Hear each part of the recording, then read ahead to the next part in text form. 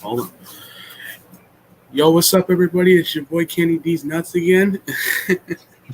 I love that name. I have a special guest with me. I'm going to let him introduce himself and go at it.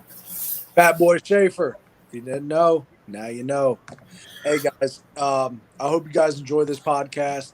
If you haven't yet, follow us both on TikTok. We both post some damn great wrestling content. You know, we like to have some fun, so let's do it. Yeah. So the first thing I want to do is get right into this. Did you watch it? Yes, I did. So I didn't order it. I didn't. Okay. Did you watch it on YouTube? Not yet. But Okay. I know everything that's happened. I've watched some clips. I was disappointed. Get out the way first. The death match, the exploding ring death match. Oh my god! What a disappointment that was. Exactly. Oh man, when I seen that, I seen it like I was. So since I couldn't order it, I was just refreshing like Twitter to keep up with everything. Sure. Just to see, and when I seen that, I was like, really? That's it? That's right. What I'm gonna do. I think it was probably a botch. There was no way that's what they set up for, especially knowing the two performers you had in the ring. Mm-hmm. It's just when I watched it, I was like, oh well, that's unfortunate. Yeah. And if you haven't seen the meme yet of when Eddie Kingston's laying over Moxley, yeah, he was like, it said Eddie Kingston covering John Moxley at Revolution. It's like right. Al Naughton Jr. from Talladega Nights. Please don't let the invisible fire burn my friend. It was rough. And Moxley, he was pissed off. Omega was pissed off, and but you know what? I think. And I seen that like Tony Khan was trying to say, oh, well, Omega built it, No. I understand the save, but why the fuck was Eddie Kingston selling it like you fucking got shot? It doesn't make too much sense. And what do you think, man? Like, what did I think? So I liked the match. The match was good. The match was really good. I heard it was a good match. It was really good. It looked pretty good. Yeah, and then I was cringing when Kenny threw him around that barbed wire. I was like Moxley. I was like, oh, his back. Oh, paradigm shift. Yes, but when he did it to Kenny, I was like, oh my gosh, this match is insane. I was like, I love AEW so much. Yeah. And then the match was doing so good. And then till right there where he did that DDT off of the exploding barbed wire, I was like, yo, I'm like, how are these guys still standing? Yeah. And they're covered in blood and then the finish, of course. The finish, I was very disappointed. I was thinking the exact same thing because I thought Moxley was really going to blow up and then we were probably not going to see him on the show for a while.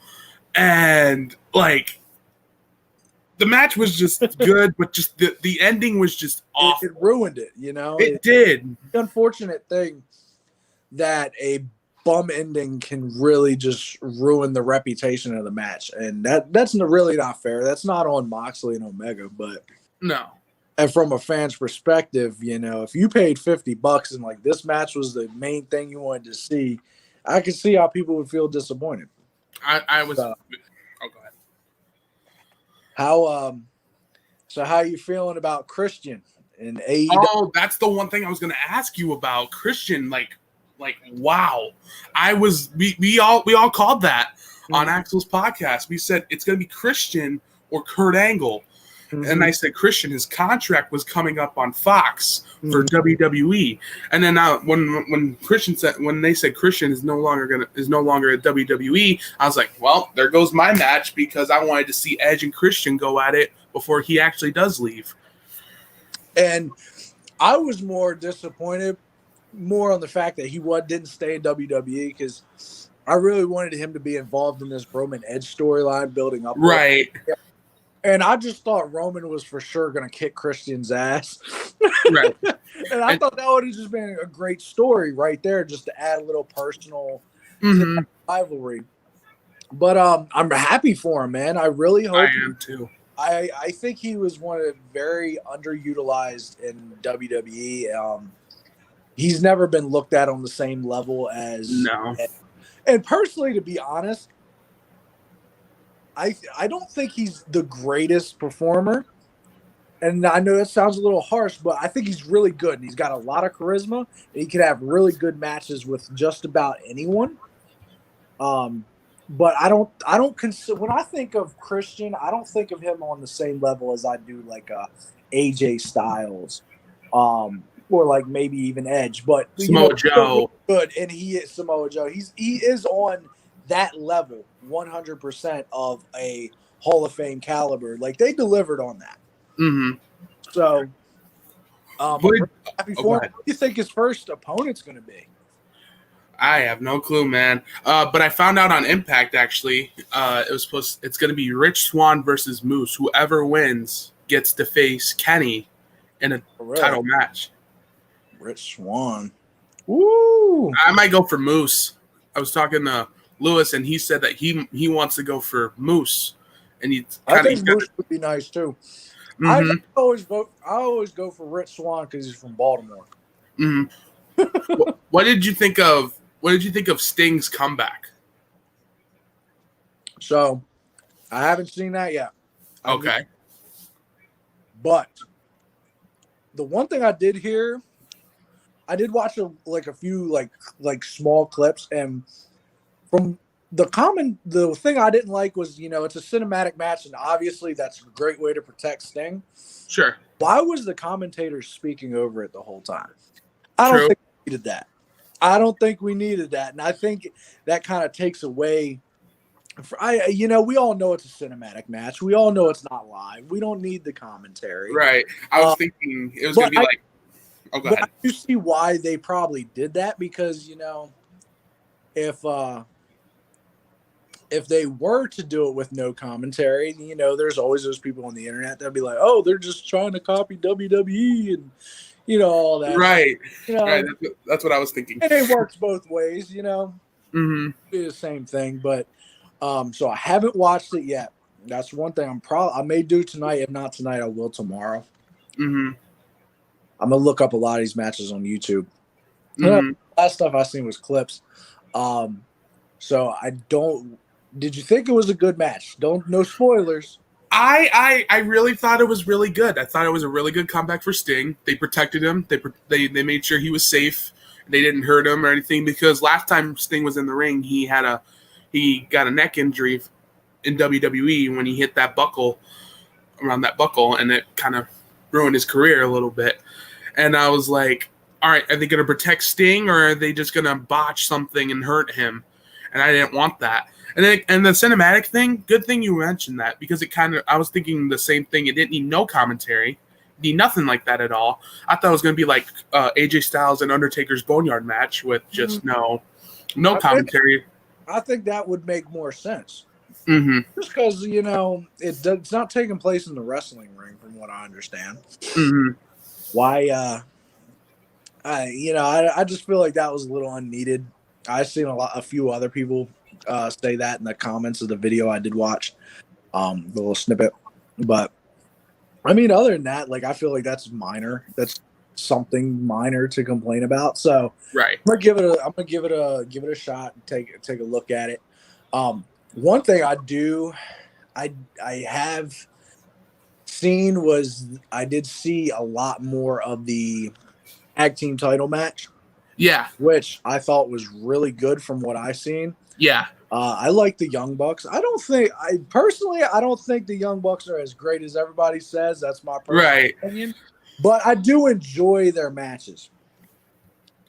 I am excited to see the Young Bucks versus Pac and Rey Fenix. I would love to see. I would love to see that. That's going to be one I am really excited to see. Mm-hmm. I was a big fan of the Lucha Bros. I really liked them because I had never seen them before AEW. Never. And I think the first match I seen was it the Young Bucks versus the Lucha Brothers? Yeah, it was. It was Pentagon Junior and it was Ray. Yeah. Wasn't it? It was Pentagon that he like did the Canadian Destroyer off the ladder. That's right. That's right. Table. That's what I remembered, and I was like, yeah, I really like these guys. That's so fucking cool.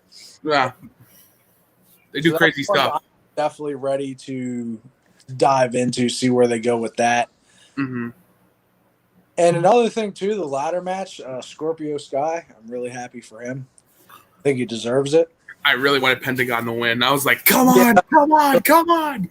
Yeah, me too. But you know what, Scorpio Sky, I think he's I think he deserves it, man. He's a really good performer. He is. Do you think that MJF is gonna feud with Chris Jericho? So I heard rumors that like someone made the prediction. I forget who it was. Said that they could see the Inner Circle turning on Jericho and basically kicking him out. That can be true. And I was like, that'd be interesting. It would be really interesting. So MJF, not MGF. Jericho, I think that's a pay-per-view match right there. Mm-hmm. I mean, Jericho is starting to wind down a little bit, you know. Of course, at that stage where he's, you know, the veteran he is. He's a veteran that's putting over the young guys. So I'm waiting to see it.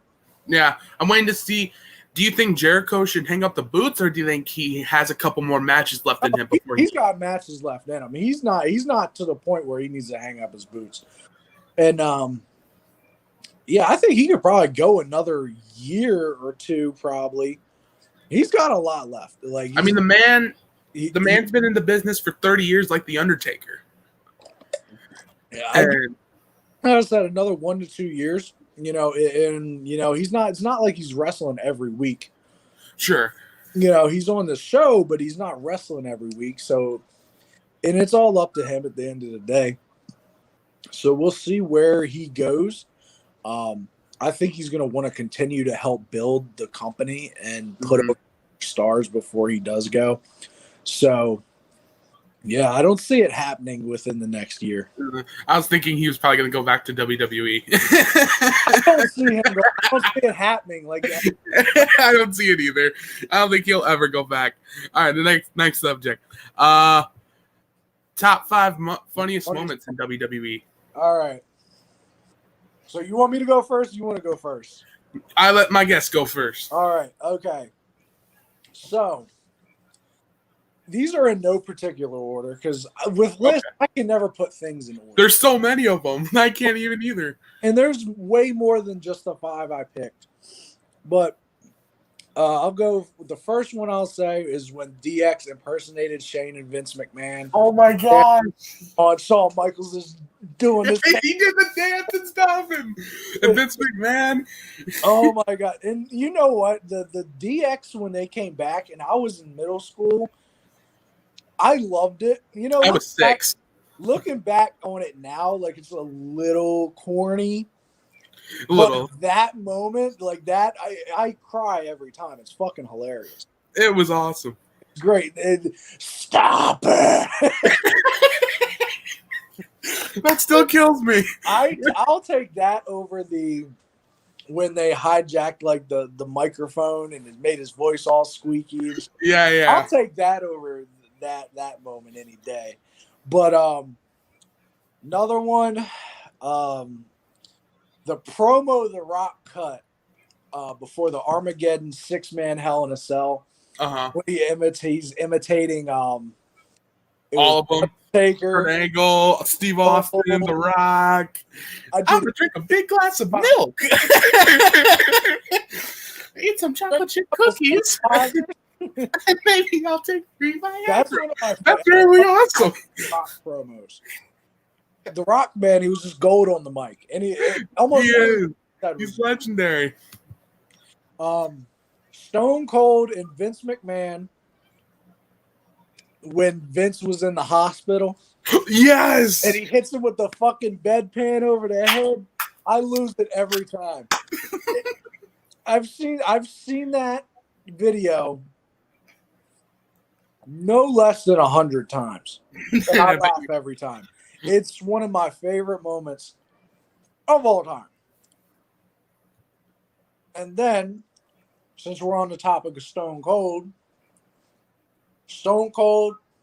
Booker T in the supermarket. Yes! That's the best segment on SmackDown. One of the best. Clean up a jackass on aisle 3 or something. But then you hear Jerry Lawler's commentary, not the citrus.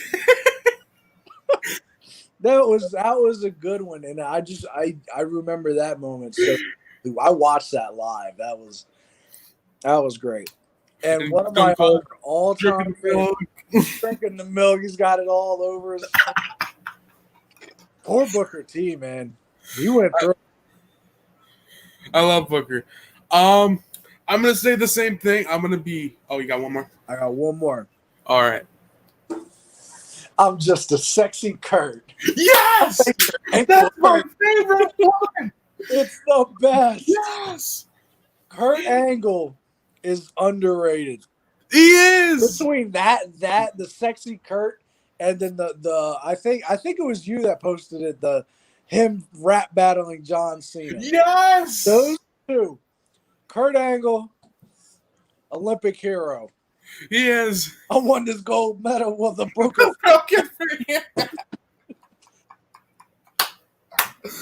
That's mine. That's mine. That's number one. That will forever be number one for me, actually.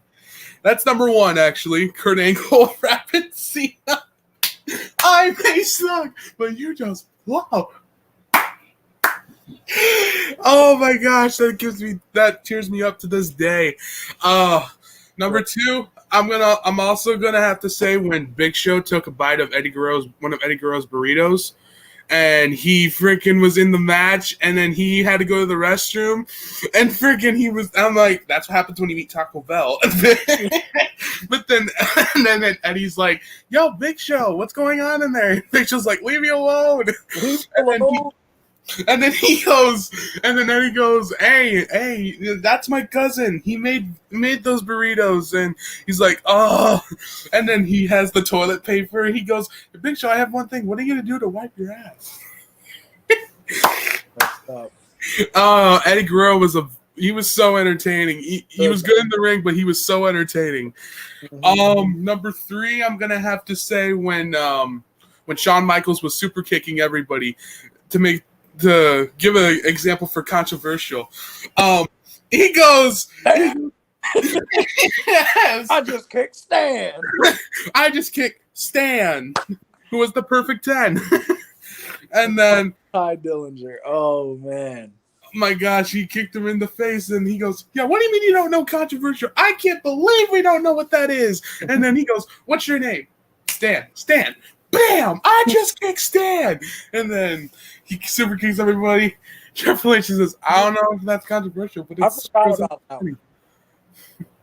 about that one. My other one is gotta be when Eddie and Chavo went to go play golf, and friggin' it was a skit that they made on SmackDown. They played golf, and it was in the DVDs, I think.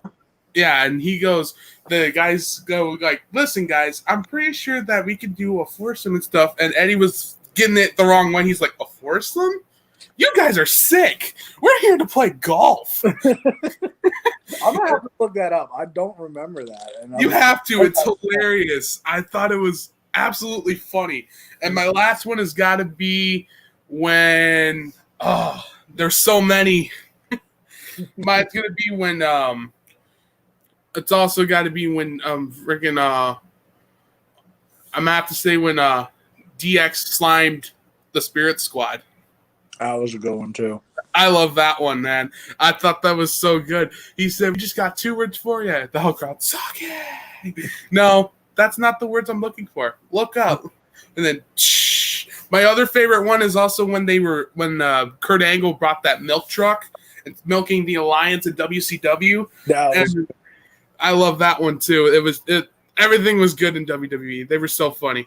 And then, all right, next subject. Dream matches at SummerSlam. Which ones are worthy to you? You can give me 5. So, these are ones I came up with myself. And really, it could be SummerSlam or WrestleMania matches. SummerSlam's like WrestleMania to me. Like, it's SummerSlam is like WrestleMania to me. Yeah, it's to me, they're 2 peas in a pod. SummerSlam's something I look forward to every year.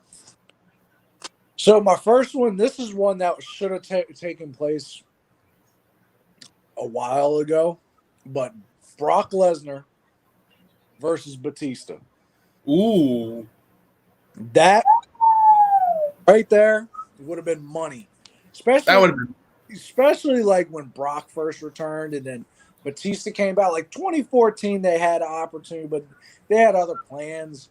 And I feel like they never really had that opportunity. I feel like that would have been 2 just big beefy boys beefing it up, you know? And I don't know. Who do you think would win that, you know? Right. That's one thing, too. I can't because I love Brock. I love Batista. Yeah, like Nick, like I don't even know.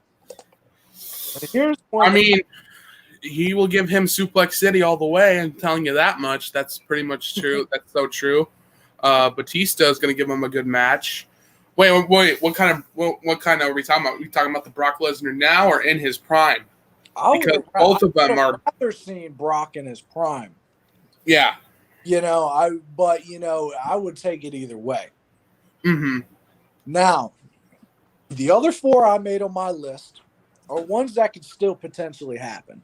Uh-huh. Okay, so my next one that we actually got a little preview of in a Royal Rumble. Was it Royal Rumble? Yeah. Yeah. Brock Lesnar and Keith Lee. Ooh. That would be another fun one. Now, I always say Brock has his best matches against smaller guys, but with Keith Lee being a bigger guy who's also really athletic, for sure, be a hell of a fun ass match. And I think that Keith Lee has to go over in that. I'm sorry. Yeah, he's got build it up. You could build it up for like a few months leading into SummerSlam. Mm-hmm. Whatever. Keith Lee's got to go over. That would take Keith Lee to the moon. You know, I mean, Brock's done it all at this point. He doesn't need anything else. And I think if he does come back, I'd like him to see work with other people. And I think that'd be great. All right, here's another one. AJ Styles versus Daniel Bryan versus Adam Cole. Ooh, baby. Baby. This is what I'd love to see. So when I was thinking, I wrote it down, AJ Styles versus Adam Cole. I've seen that. Because I know they've done it before, but not in WWE. But then I was like, add in Daniel Bryan. So I was like, I feel like it's missing something because I know it's been done before. But that's why I was like, Daniel Bryan, that'd be great. Like, yeah. I mean, you could take that anywhere. I mean, you could throw Daniel Bryan in there. I mean, you could throw many people in there, but Daniel Bryan was the first that came to. Here's another good one. Okay. Drew McIntyre versus Walter. Ooh. I saw that Survivor Series, didn't I? I saw a little preview of that. I think there was a preview or there was something. Drew got him out of there. He Claymore kicked him and he eliminated him, I think. See, I didn't remember that, but I was still like that. I haven't seen that match. You know, like full on. You didn't see the Survivor Series match between Raw, SmackDown, NXT? Bro, that was the best, including when building it up. I'm talking about like one-on-one though. Oh, one-on-one? I haven't seen that either. Like, I feel like one-on-one, they would have a banger. That'd be money. And throw it on top, it's got to be last man standing. Where would they have it at? Brooklyn, New York. Because the crowd is insane. Or Chicago. Or Chicago, yes. Wait, if you gotta have Chicago, you gotta bring back CM Punk. Yeah, right. Mine. Oh, you got one more? One more for you. Randy Orton versus Tommaso Ciampa. Ooh. Yeah. Yeah, that's money. Yeah, I feel like that'd be really good, man. Both veterans. Yeah. And, I don't know. There's something about, like, the whole NXT guys versus the main roster guys, especially the people that have been there for a while. And, I was trying to think of one for Roman that I'd really like to see. And no one really, like, stood out to me at this moment. I'd like to see him face Keith Lee. I'd like to see him face a lot of people. But as far as, like, dream, like, moneymaker matches, I couldn't think of one right now. But I'm going to get back to you on that. And I'm going to send you a message when I do. Sure. Yeah. So I want to hear yours. All right, you want to hear mine? All right, number one. All right, this is very random. I know we talked about this before. Number one, it has to be Eddie Guerrero and AJ Styles. Mm-hmm. We talked about this before, and that match would be money. Could you imagine the high flying and all that? Oh, and dude, it'd be wild. It would be very wild. I would pay to see AJ and Eddie go at it. Sadly, Eddie's not with us. Yeah. Number two, RVD versus Ricochet. Wow. That's you're talking way high flying. That's a good one. That's a very good one. I could see RVD passing the torch to Ricochet, though. I think RVD would put him over because he has that much respect for high flyers. And yeah, they're going to have that 5-star match. And I can't imagine the finish. Like, he hits that 5-star frog splash. 1, 2, kick out. Everyone is shocked that he kicked out of that. I want to see Ricochet do that Hurricanrana that he did to Adam Cole at TakeOver. Remember that the one where he was in that on the apron? He did that Hurricanrana off of the. Yeah. Oh my God! I can't. I need that match. I need that match. That would be great. Oh, go ahead. I'm just saying. I didn't even think about like RVD. Oh my gosh. RVD's a legend. Yeah. ECW legend too. Number 3, this one is really cool. I think this would make a lot of money too. Bret Hart versus The Rock versus Steve Austin. Stone Cold. I mean, anything with The Rock or Stone Cold is going to make money, you know? Mm-hmm. But Bret Hart? That makes money too. Oh, yeah. With Bret? That's what I'm saying. Like, anything you Rock and Austin is going to be money, but then you throw in Bret too. I like it. That's a mega match. It'd be an interesting dynamic, especially because you got 3 different styles, especially how technically gifted Bret Hart was. Mm-hmm. If this took place like back in like 98, like 97, oh yeah, because like you'd want like 1999, 2000 Rock, like 98, 99 Austin, and then like 95, 96 Bret Hart, you know? Yeah. Like, I think that'd be really good. That'd be really good. The sharpshooter between The Rock and Bret, like. Bret takes that though, you know. Bret's got that sharpshooter. That's his thing. Mm-hmm. The Rock though, he hits that rock bottom. What if he hits a double rock bottom to both of them? Double rock bottom, double stunners. I've seen that. Seen that. We've seen it, but that I think that man. I like that match. I do. I like that match. Number 4. This one I thought would happen. The Fiend versus the Demon Finn Balor. Yeah. I thought that would happen when the Fiend debuted. But I was like, no, this is the Fiend's first match. You got to have the original Finn Balor.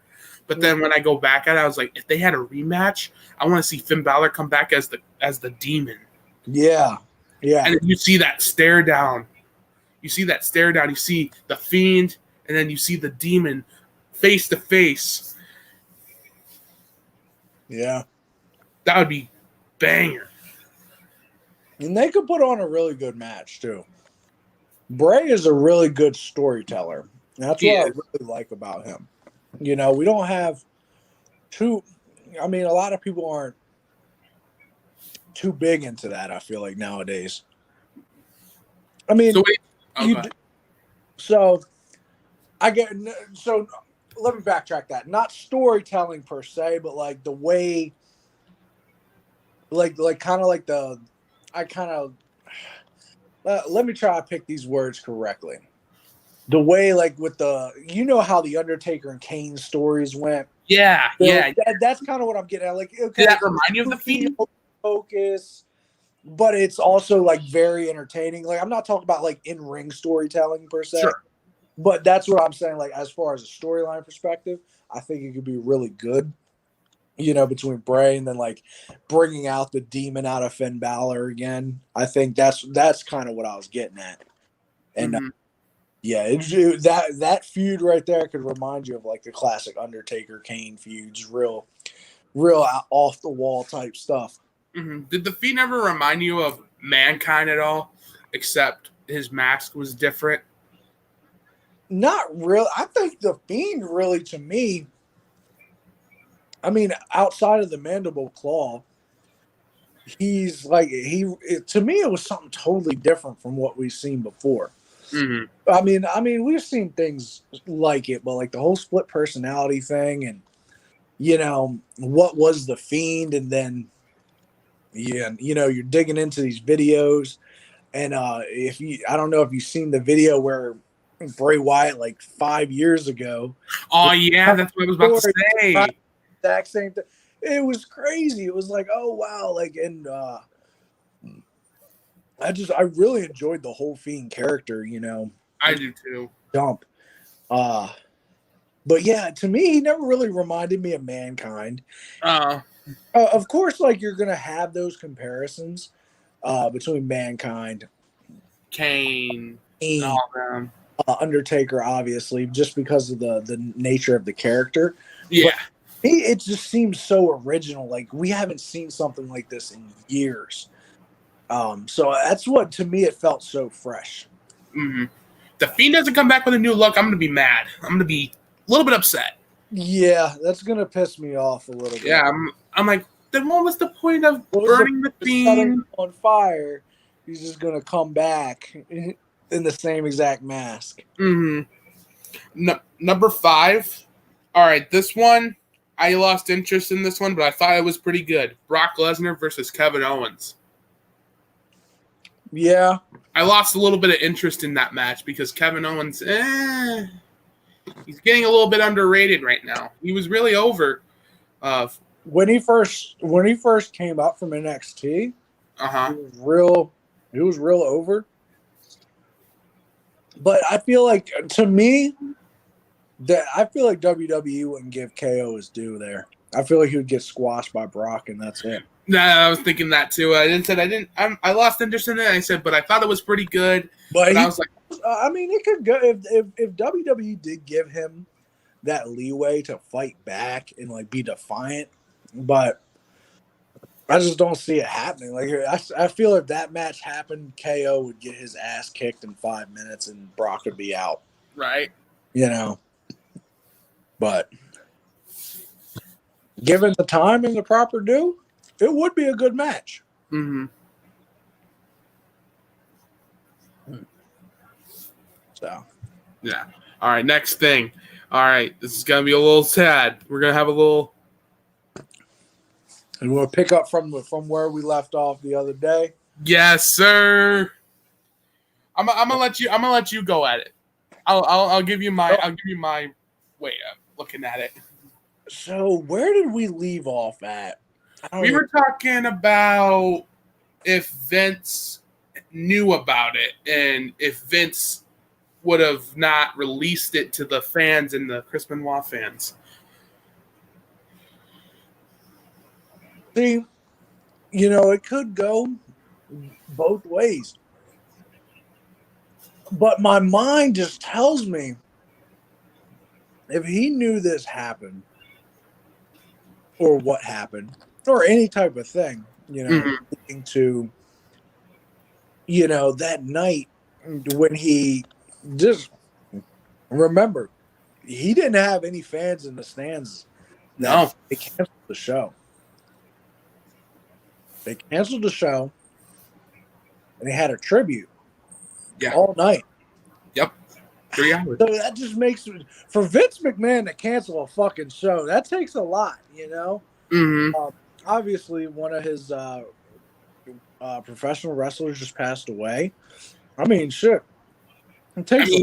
But 2 years ago, they had a thing for Eddie.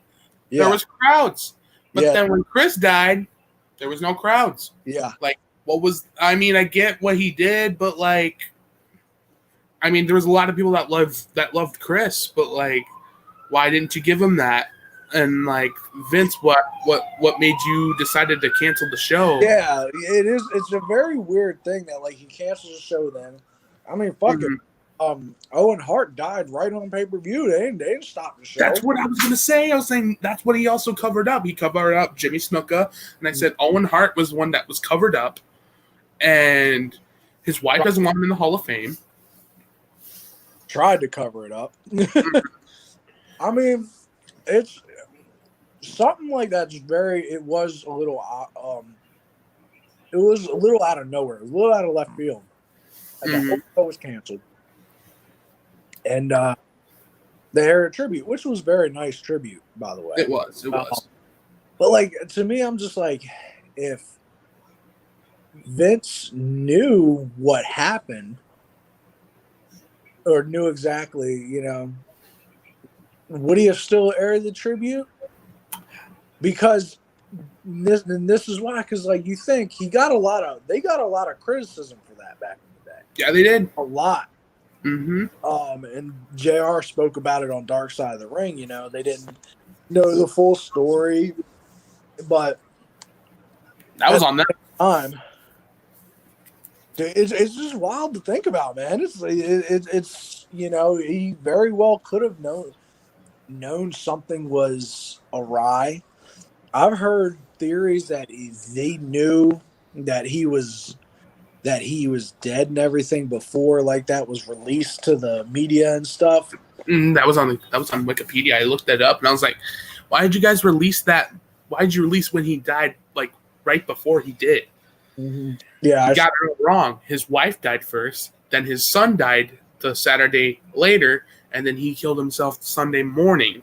Yeah, and like I said, he was supposed to go to the pay-per-view in Texas. I think it was Texas. Yeah, he was supposed to go to the pay-per-view and wrestle CM Punk, which, like I said, I thought that would be an incredible match. That would have been an awesome match. That would have, and I was thinking, and then basically that would have been the Chris Benoit show, actually, because he was supposed to win the ECW championship that day. Yeah. And I remember I told you, I said, Arn Anderson said, if Benoit haven't shown up with no word, he's either whatever he's doing, he's off doing a Marine something or whatever, or he's dead. And not meaning it, it's he could be running off or he's dead. That's another thing. And when if you listen to Chris Jericho, when William Regal was in the tribute show, you can kind of tell that Regal can tell he knows what's up. He kind of knew a little bit what's going on at that house. He kind of knows what's going on at those events during that time. Uh-huh. I was like, dang, Regal's a smart dude. How does he know right away? Yeah. The whole thing, man. It's just it's a touchy subject, and mm-hmm.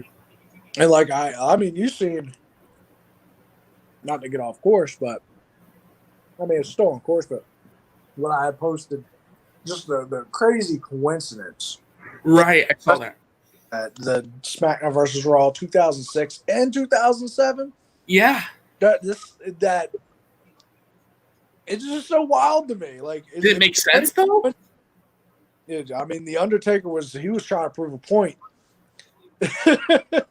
But it's crazy.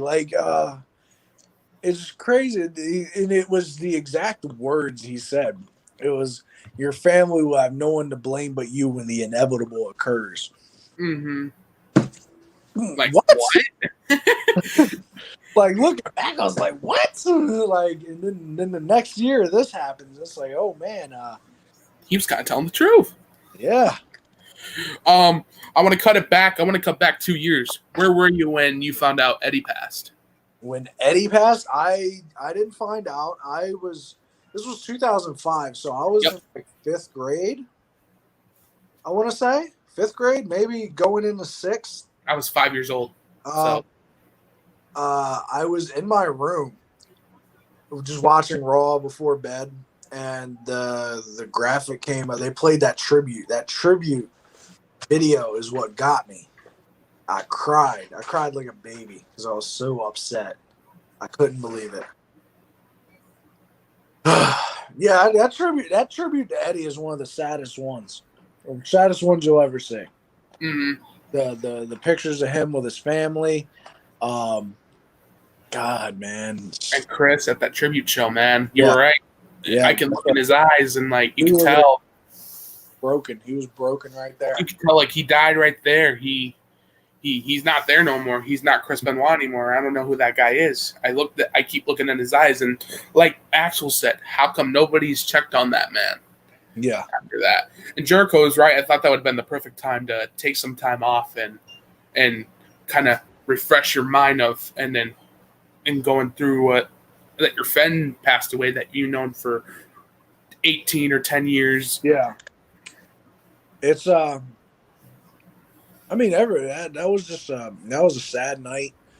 And then yeah, like you said, bringing up that them videos of them speaking about Eddie, and then you look at Chris and like, yeah, he's not there no more. He's not there, and no. You know, like you said, like Axel said, someone should have been checking on him, man. He should have had more people looking out for him, looking out for. You know, because I think of the dark side of the ring, like they said he would just be crying, like he'd come over to see Vicky, or Vicky would come to just be crying, like, man, like it was rough. Like you lose your best friend, you know, your road mate, someone that's there for you 24/7, and yeah, rough.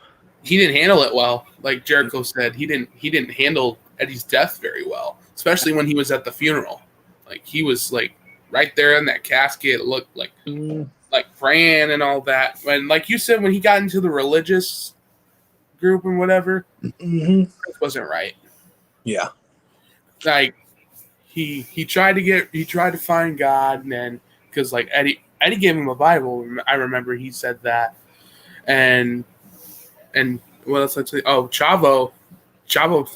I feel bad for Chavo, man, because just went through 2 deaths in his life. He he found his uncle dead in a hotel room due to heart failure, and he was spending the last moments with his best friend until that Sunday he died.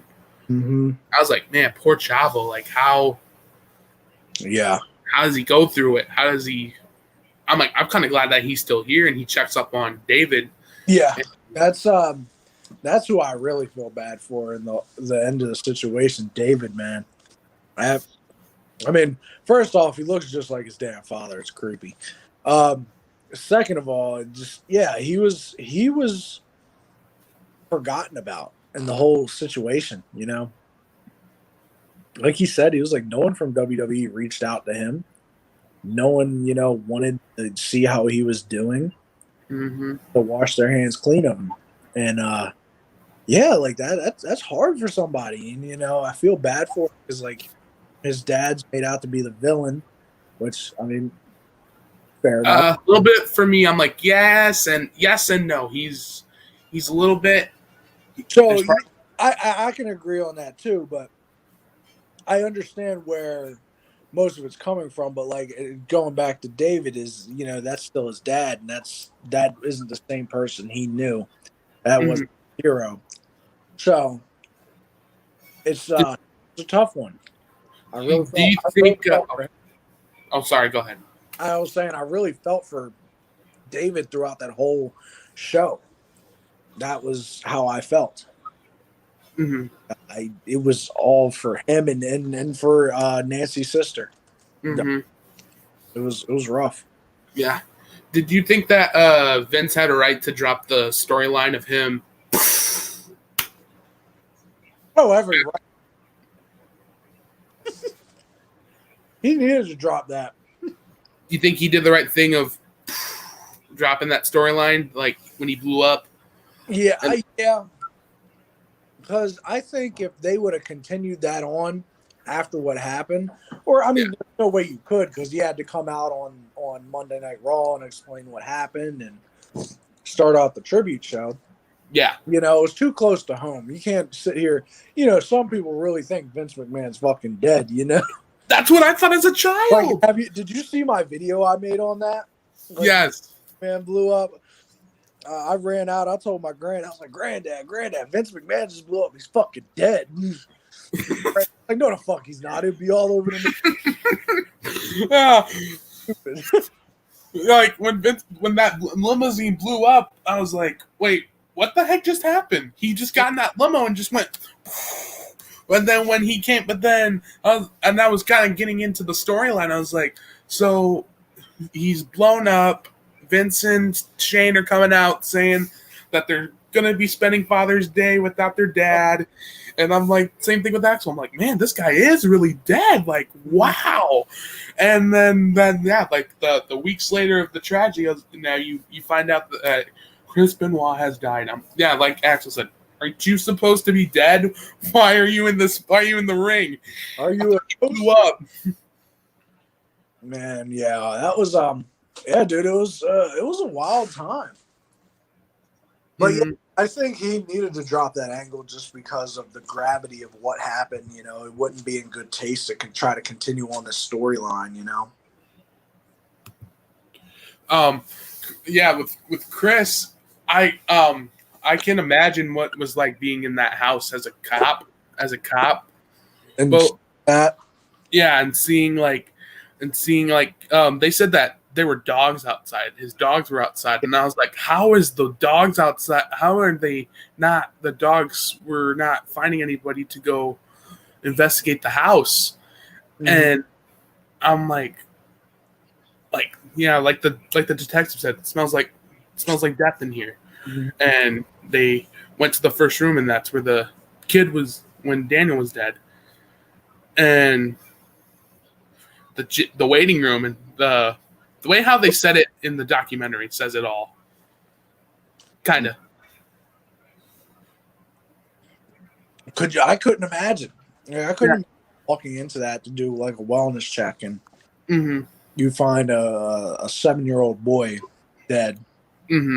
Find a whole family dead, and that would haunt you. You know, I mean, that's just something that would haunt you. Like, that's crazy. I mean, especially because, like, yeah, man, it's a whole family. Like I said, the night I found out, like, watching that episode of Raw, I was like, how could this happen? What happened? You know, I couldn't imagine. You know, I didn't think about it as much because when Chris. Yeah, when my sister said Chris Benoit has died, I was like, wait, what are you talking about? Exactly. Like, what are you talking about? Like, what are you talking about? No, he's not. He's not dead. What are you talking about? That can't be true. Yeah, like I said, so I had to turn on Raw, and then yeah, like they said, they said that he's dead. And I was like, and I thought she was joking. I was like, you shouldn't talk about somebody dying. What the heck is wrong with you? And then the 2 days later they came out with what happened. And I was like, and then Vince went on to ECW, which I thought was crap when they relaunched it. And he goes, yeah, we're not mentioning Chris Benoit anymore or anybody that happened in that home. And I was like, wow, they really just erased this man from WWE. Like I went back and looked at Eddie Guerrero, and I was like, okay, let me get this straight. One guy is successed and remembered for, and one guy is success remembered for all the championships and everything in his career that he's done, and one is buried and not even mentioned of what he's done in the company. Like, wow.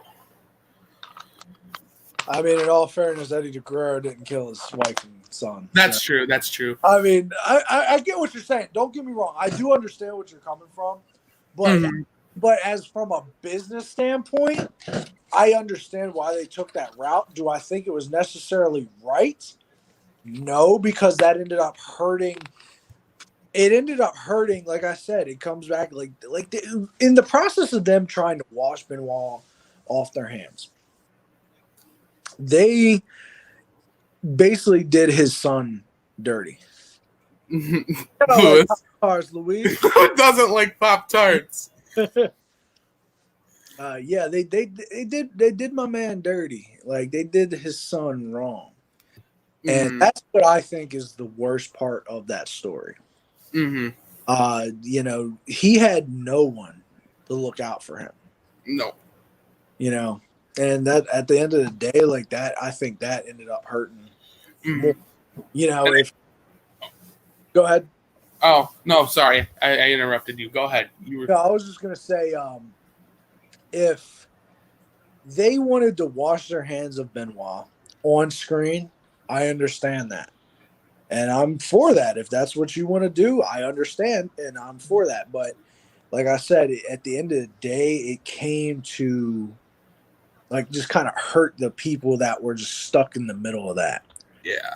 And also, like, they also say, you know, Nancy Benoit was also a big part of. Yep. You know, she was woman. She was one of the very first like big name valets in like WCW. Like she was, and like so now her history is washed clean too, because I don't think that's fair for her and like her legacy. But I'm not in the company, but that's my opinion. You know what I mean? So, but and like Stone Cold said, do you think they had a right to give up on what he's done for the company? No, but they have a right to like not mention him because of what happened. Yes. Yeah. I kind of agree with that. Like Steve Austin said, like, yeah, he's done everything in this company. He's put on one of the best matches. He's one of the best technical wrestlers of all time. And yeah, I don't think we should be talking about it right now. Not at this moment. Yeah, it was he is the guy who shouldn't be remembered but can't be forgotten. Yeah. You know, it's and that's why to this day it's still such a talking point to this day, you know. And I tell people, like, you know, I as a father, I can't understand it. I can't act like I understand. Like, there's no way I could do something like that. But it's another interesting case of CTE and what, you know, it can do. He had the brain of a fucking 85-year-old. Yeah. You know, you can't deny that.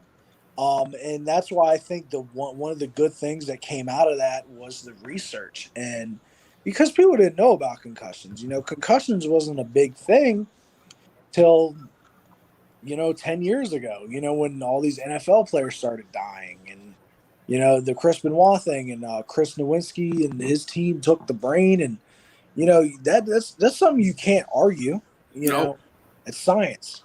And it can definitely affect your mood and, you know, all that shit. It's very real. I've had multiple concussions from playing football. It's not fun. No, it's not.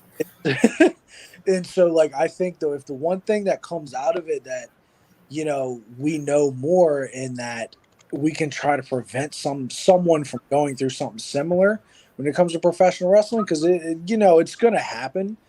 But if we can, you know, cut those in half, fuck it, let's do it. Like, you know, I don't want to see this happen to anybody else.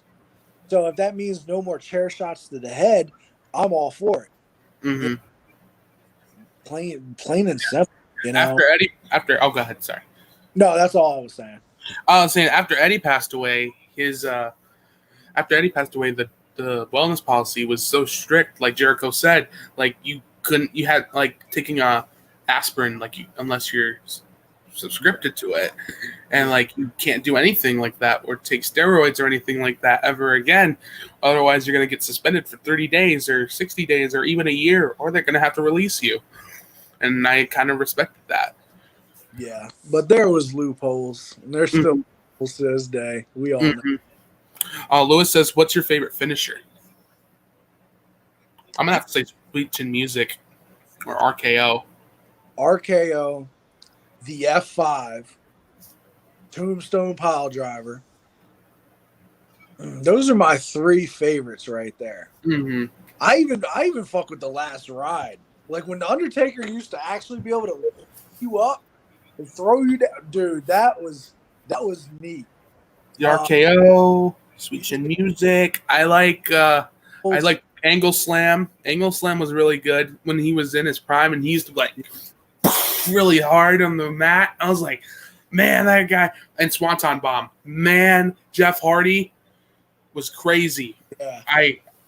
I couldn't. I don't know how he would stand. Yeah.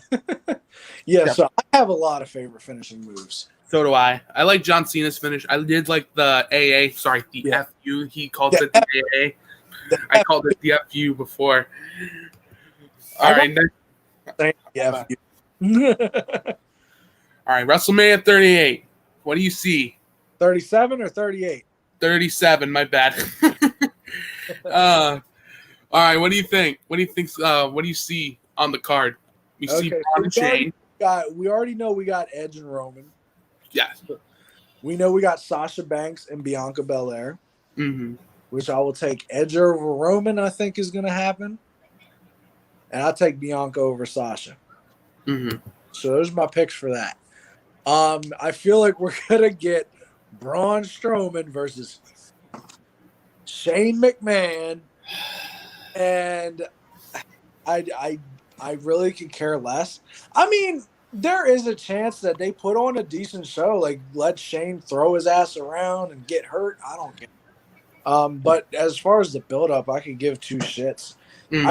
I feel like the whole story has been based around like Shane thinking Braun's fucking stupid, and I'm like, Braun, you are fucking stupid. So this is pointless. It's pointless. Drew McIntyre versus Bobby Lashley. I see that, but then Narco said that he saw an article that said Brock Lesnar versus Bobby. I was like, yeah, I'm not seeing that. I don't see it. I'm seeing Drew and Bobby all the way. I mean, it could be a triple threat. You never know. Yeah, but then I was also like, I wanted to see Sheamus and Drew go at it, even though we saw it on Raw 2 times, and I thought they were both good matches. Yeah. And I was like, at it again at Fastlane, probably for a number 1 contenders match. Yeah. What else? Like, there's nothing else I can really feel like I can predict right now. Mm-hmm. Like, who's Asuka gonna face? Probably Charlotte. I was gonna say Rhea Ripley and Charlotte. Because Rhea Ripley's coming. Like, I'd like to see Rhea Ripley win if that is what happens. Riddle's probably gonna face. Fuck if I know. Anyway, so when I said Drew, Bobby and Drew was going to happen, I was like, I really wanted Sheamus and I wanted Sheamus and Drew. I was like, but no, Vince is probably like, damn it, I want Bobby and Drew. I can't handle Sheamus and Drew. We need Bobby Lashley versus Drew McIntyre at WrestleMania. I was like, God damn it, Vince. God damn it, Vince. I'm like, I can't imagine the creative team like, damn it, Vince is out of his mind. Why Bobby and Drew? It should have been Sheamus and Drew for the WWE champion. Even though I'm happy for Bobby. Yeah, I like Bobby Lashley. I really do. Me too. I think he's long overdue for that damn title. Mm-hmm. So you think that Edge is going to put over Roman? No, you think Roman's going to put over Edge? I feel like it would complete that comeback story. Like I feel like it would just be like, they typically like WrestleMania to have like that good feeling ending. So I could see that. But goddamn, I would think it would be so funny if like Edge comes in there and just gets his ass handed to him by Roman for like 20 minutes. Like how Brock did to Seth. It just crushes his dreams. Right. No, I don't see that happening. I see Edge coming out victorious. You said Cesaro versus Seth? Yeah. That is what I have been thinking was going to happen. I think that'd be a really damn good match. I thought it was going to be Daniel Bryan and Seth because they said Daniel Bryan was going to feud with Seth Rollins around WrestleMania time, and he was supposed to. They went with Cesaro. So I don't know what they're going to do with Daniel Bryan. Mm-hmm. Randy and the Fiend? Randy and the Fiend. That's got to happen. They're stretching out that rivalry. They're stretching out that. The Fiend's not going to come back until WrestleMania. He's not going to show his face until WrestleMania. For sure. One thing like today, I was looking at the rosters because I was like, who the fuck are the SmackDown Tag Team Champions? And it was Dolph Ziggler and Bobby Roode. I'm like, what? The tag team division sucks on both brands. Okay, NXT, ain't gonna lie, they're doing pretty good. But Raw and SmackDown, step it up. What is wrong with you? And no more knee slapping. I saw it on AEW Revolution. Yeah. I mean, like, you have the Street Profits, which I think I'd be okay with them being the tag team champions for fucking ever. I think they're entertaining as hell. I see that. But Dolph Ziggler and Bobby Roode, like, what? I was like, I don't give a shit about it. I mean, at least on Raw, you have the New Day. He said, don't talk about NXT. I said NXT is good. I didn't say NXT was bad. I said they had a good tag team division. They're not that bad, I said. I like that. Yeah, I mean, dude, like, at least on Raw, you have the New Day, and then you have the Hurt Business. Like, I'm all for those two, but, like, other than that, like, and don't even get me started. You talk about tag team divisions. The women's tag team division is non-existent. There is none. Mm-hmm. I am sick of seeing Nia Jax and Shayna Baszler. I'm sick of seeing my whole. I don't want to see him anymore. I really do. I want him to lose. Like, I just actually seen on, because I wasn't watching NXT, but I seen on Axel's TikTok, he put up that they crowned Dakota Kai and Raquel Gonzalez the NXT. Not that bad. Okay, they're really good. I love them. Yeah, I love it. I was going to say that. He's Mr. NXT for a reason. I mean, I like NXT. I love NXT. I do. I love the tag team division, but I love all the cards that they have on there. I wonder. I gotta go. At least I'm recording it. I hope. But I want to see that title match, man. Adam Cole and Ben Balor. It's gonna be good. But yeah, dude. As far as the rest of WrestleMania 37, I feel like Raw is a toss-up. Like, who's Riddle gonna face? Bring back Keith Lee. Where the hell has Keith Lee been? I think he's supposed to come back soon, but I don't know. Vince is probably I don't know. I haven't heard anything. I'm thinking Vince is probably Vince probably is like telling him, no, Keith, you need to stay back in catering like Aleister and Andrade. Yeah, poor Aleister Black. I don't even want to get started. They're not even going to use him. I don't have enough time to get into that. And on whatever next podcast you have, and if you invite me back, we need to talk about Retribution. Okay. Can we just let these people go? I just said that too. Dominic Dijakovic back, please. I want him back. I was like, I feel the same way. Back on commentary. I lost so much interest in them after they got buried by the Fiend. I was like, okay, I'm done. I'm not gonna lie. when the Fiend whooped all their asses, I was losing. I loved it too. I was like, I laughed so hard. I was like, these guys are fucking losers. Like, especially like, not to mention the presentation. Like, you got Dominic Dijakovic in a fucking knockoff Bane mask. You have Shane Thorne wearing a volleyball on his face. Like, what the hell is that? Like, I'm upset. And then they had a Yim. I could give a fuck less about Theo Mack. Yeah, they ruined Mia Yim too. Like, why do that? Why did we have to do this? I feel like I'm missing somebody. Am I missing another member besides Mustafa Ali, T-Bar, Mace, Slapjack? I feel like there's one more. I know. I forget his name.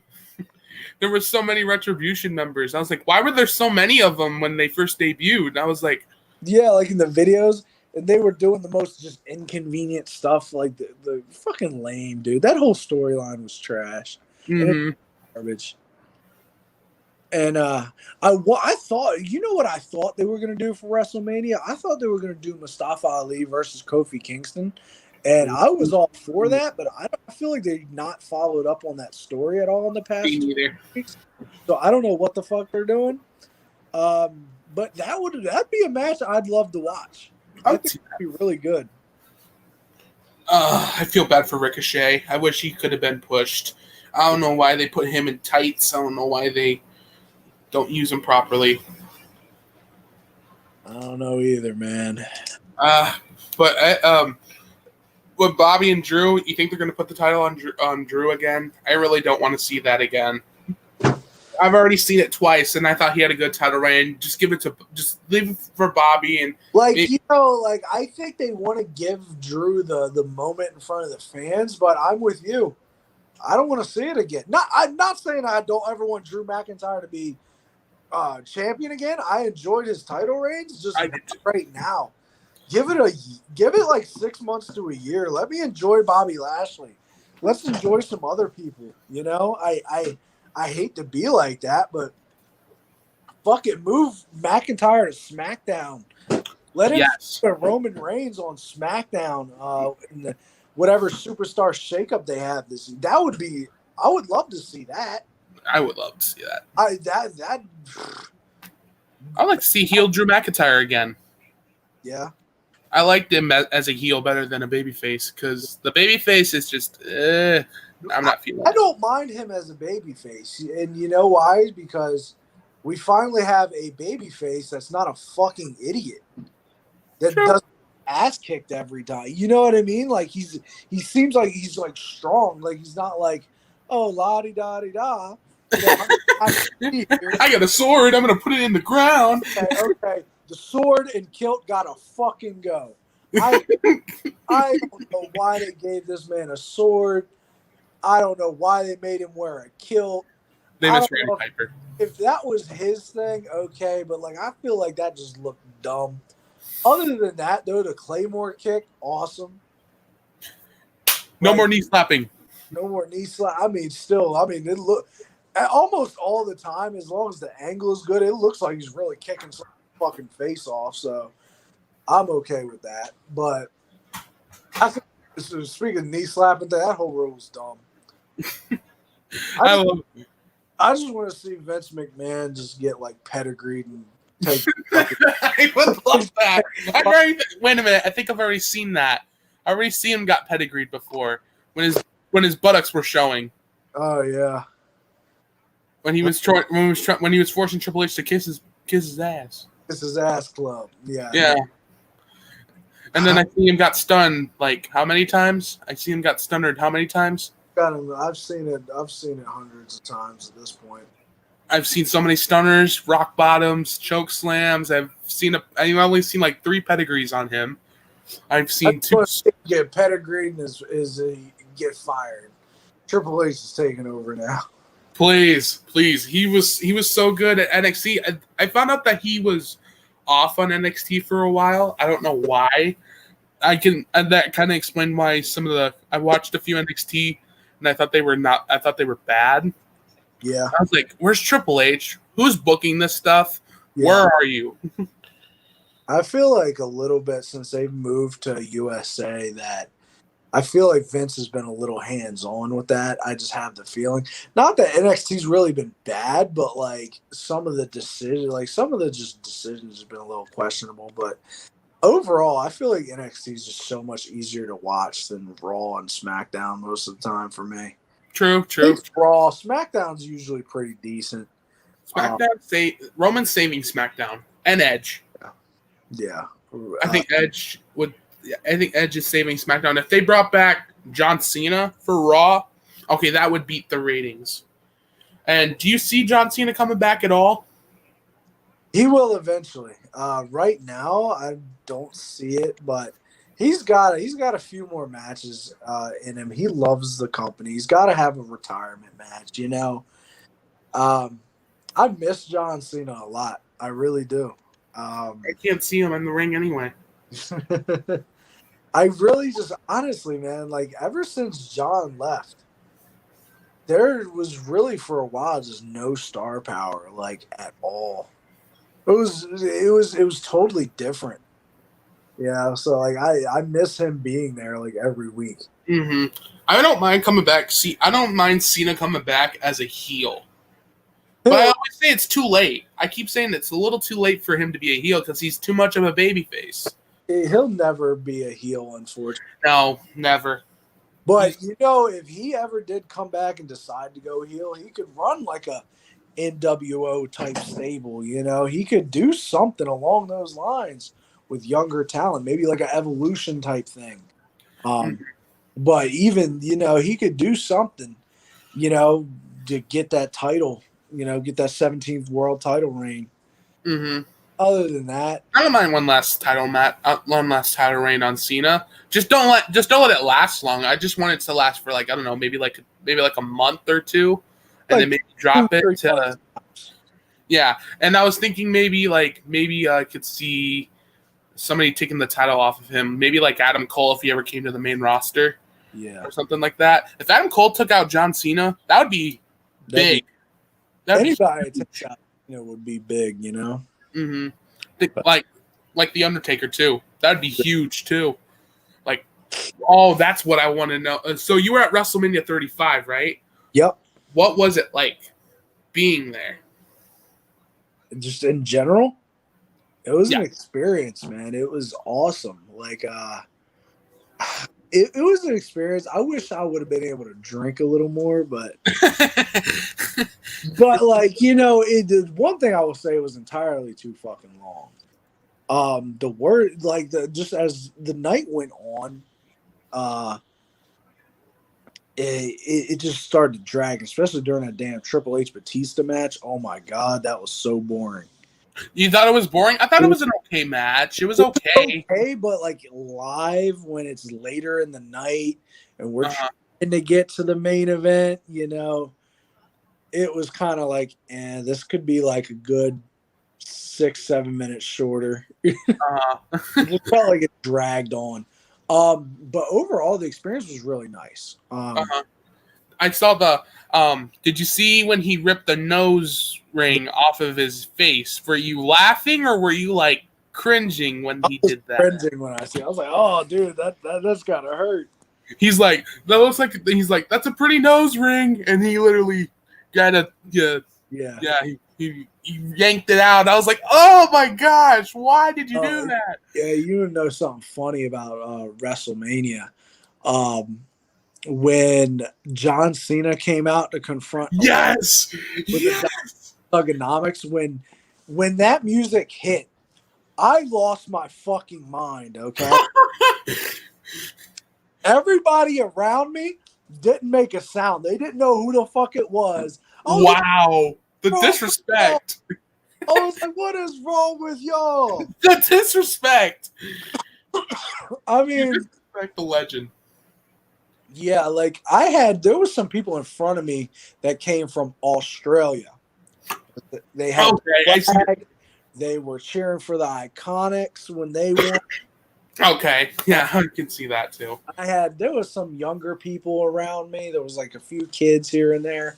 Mm-hmm. I was literally at the top of the stadium behind the stage. Yeah. But man, I would definitely go again. Like I said, though, the one thing is that it starts early. Like you're starting at like 6. It's like a 6+ hour show.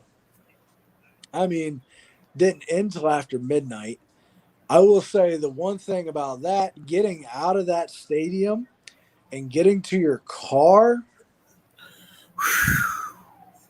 And I was actually staying in Atlantic City. It was in, so I was like 2 hours away from the stadium, like hour and a half, 2 hours away. Uh-huh. I didn't get back to my hotel until like 4:30, 5 o'clock in the morning. What the heck? What the heck? And did you saw the New Day? Yeah, you saw the New Day, right? You saw Kofi win the WWE champion. Were you like, I saw the TikTok, you were screaming out of your head. Yeah. I was like, what was the electric in that arena like? It was wild. It was so crazy because everybody around me was just so happy. Yeah, like I was just so happy. We were hugging each other. Everyone was like high five. Like it was crazy because like a lot of people like honestly didn't think it was gonna happen. Like I was thinking somebody did the Stone Cold and did the. But yeah, like that was a wild time. Trying to think, what else? Yeah, I mean the beginning of WrestleMania was crazy because you had Seth Rollins versus Brock Lesnar right off the bat, and Seth won. Everybody was going crazy then, and yeah, a few months later, everybody hated him. So. Oh, but when Hulk Hogan came out, was the stadium booing? I was booing. I was like, "Fuck you!" You're like, "Go away!" I may have a video of me being like, "Fuck you." I'll have to look it up and I'll send it to you if I. Yes, please do. I know I have one when Ronda Rousey came out. I was like, "Fuck you, fuck you, Ronda." You wanted Becky to win, didn't you? I had a Becky T-shirt on. Oh my god! I had a black sweatshirt made that said Becky 316 on it. Yes. I was gonna say, did it piss you off when Charlotte was added to the match? Were you like, why is she in this match? Go away! Like at all. She does not need to be added to that match. That pissed me off. I did not want to see Charlotte in that match. Yeah, I was so mad too when Vince said we need Charlotte Flair, and I was like, Vince, shut your mouth. We don't need Charlotte effing Flair. Like, get out of here with that. During the whole up to WrestleMania, Vince McMahon was like, just needed to go away because he was making it so hard for Kofi Kingston. Mm-hmm. Like, we're just like, yo. Like, we know you're racist. Go away. Mm-hmm. When you go back to Kofi, like I said, I thought the New Day was literally they're gonna put him on the shoulders like they did Randy and Evolution. I literally thought that they were gonna drop him and literally turn on Kofi. Was there any reaction of anybody that think that was gonna happen? Were people like they're gonna turn on him? Everybody around me was just so happy, and that's why I said on the podcast we did last week. If that would have happened, the stadium would have went quiet because everybody was just so that would have been a shocker. But luckily that didn't happen. I like the New Day too much for them to break up, man. I do too. But yeah, like, dude, if you ever get the chance, you need to go to a WrestleMania. I wanted to go to WrestleMania, but this pandemic got in my way. I wanted to go see friggin' Undertaker and AJ Styles in a Boneyard match, except I saw it in a cinematic match, which I thought it was a really good match. So, another thing, I think Undertaker's last in-ring match, was when he teamed with Roman against I was there in Philadelphia. I was there for that, and then I was in Philadelphia for Elimination Chamber when he came back and caught AJ Styles last year. Mm-hmm. Chokeslammed him. So like, yeah, I was there both times in Philly, so that was fucking awesome. Funny story about the Elimination Chamber last year. I got really fucking drunk the night before. I slept like the next day, like Yeah, I slept the next day until like 5 o'clock before we had to get up and catch an Uber down to Philly, because we go up to Philly and we stay with my buddy, and then we get a Uber to go down to the shows. I didn't stay the whole show. I had my buddy. I said, "Hey, can you come pick me and my girl up? We go get some food." So he picks us up. We go to this bar to get food, like, because I just need food. Like, we both have headaches. It's fucking loud at Elimination Chamber. I was like, we've already seen The Undertaker. Let's go. I know, yeah. The Elimination Chamber match is gonna be crap. Yeah, so we left, went to the bar, we're eating, and I'm like looking at this guy at the bar. I'm like, this guy looks really familiar, and I'm like, I know who that is. I said, babe, look who that is. She's like looking. She's like, is that R-Truth? It was fucking R-Truth at the bar. R-Truth at the bar? Sitting at the bar. Was he holding the 24/7 title? No, because I would have ran up on him. I would have found yes, come on. You could have been on TV. But no, yeah, he was sitting at the bar. He was just minding his business, hanging out. And she's like, can we go say hi? Can we go say hi? And I'm like, I don't You were a little nervous, huh? You were like, I don't like, because you never know how people are. And, everybody's humans just like us, they don't want to be bothered all the time. But she wouldn't stop bothering me. And my buddy's like, no, you need to go do it. Like, you're going to be so mad if you don't go say anything. So I'm like, all right. So you went up to Truth. Yeah, I said, hey, R-Truth. I was like, nice to meet you. Shook my hand. He took pictures with us. So I have pictures on Facebook. So you go on my Facebook, you'll see pictures. I may have shared them actually yesterday, day before, because it was the year memories. But yeah, it's on Facebook. Mm-hmm. Yeah, so he was very nice. He was very nice. Mm-hmm. Yeah, I think I heard some stuff like Truth is really nice. He will never say no to take pictures with fans or whatever. Yeah. And I was like, yeah, come on, you could have took the 24/7 champion if he had it on him. So he left shortly after we came and got pictures with him, so I felt bad, like I messed up, like I blew a spot or something, so he had to leave. I felt bad, like I didn't see him anymore after we got back to the table. Like I was like, oh. So I was gonna say, when you were watching the Extreme Rules, did you enjoy the Last Man Standing match with Braun and Bobby?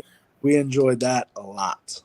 Did you think that was gonna come out as you thought it would be? Like, you thought it was gonna be a good match? You thought it was gonna be? I wasn't sure what to expect, but I really enjoyed it either way.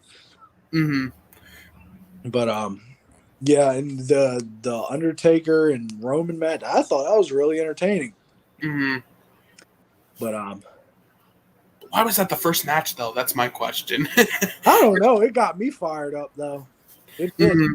And I think that's the night Brock Lesnar cashed in Money in the Bank. And you saw Brock. You saw Brock.